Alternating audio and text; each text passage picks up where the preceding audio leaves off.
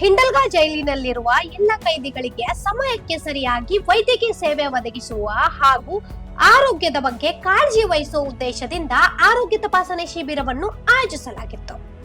KLE ಆಸ್ಪತ್ರೆಯ ವೈದ್ಯರು ಹಾಗೂ ವೈದ್ಯಕೀಯ ಸಿಬ್ಬಂದಿ ತಂಡವು ಜೈಲಿಗೆ ಭೇಟಿ ನೀಡಿ ಕೈದಿಗಳ ಸಮಗ್ರ ಆರೋಗ್ಯ ತಪಾಸಣೆ ನಡೆಸಿತು. ತಪಾಸಣೆಯ ಬಳಿಕ ಚಿಕಿತ್ಸೆ ಅಗತ್ಯವಿರುವ ಕೈದಿಗಳಿಗೆ ಅಗತ್ಯ ಔಷಧಿಗಳನ್ನು ಸಹ ವಿತರಿಸಲಾಯಿತು.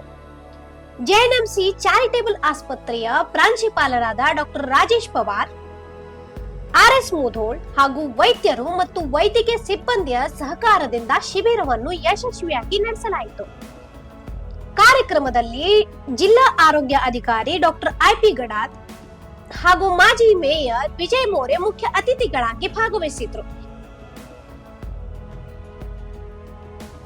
ಈ ಸಂದರ್ಭದಲ್ಲಿ ಜೈಲು ವೈದ್ಯಾಧಿಕಾರಿ ಡಾಕ್ಟರ್ ಸರಸ್ವತಿ, ಕೆಎಲ್ಇ ಚಾರಿಟೇಬಲ್ ಆಸ್ಪತ್ರೆ ಪಿಆರ್ಒ ಬಸವರಾಜ್, ಹಿಂಡಲ್ಗಾ ಜೈಲಿನ ಅಧಿಕಾರಿಗಳು, ವೈದ್ಯಕೀಯ ಸಿಬ್ಬಂದಿ ಸೇರಿದಂತೆ ಹಲವರು ಉಪಸ್ಥಿತರಿದ್ದರು.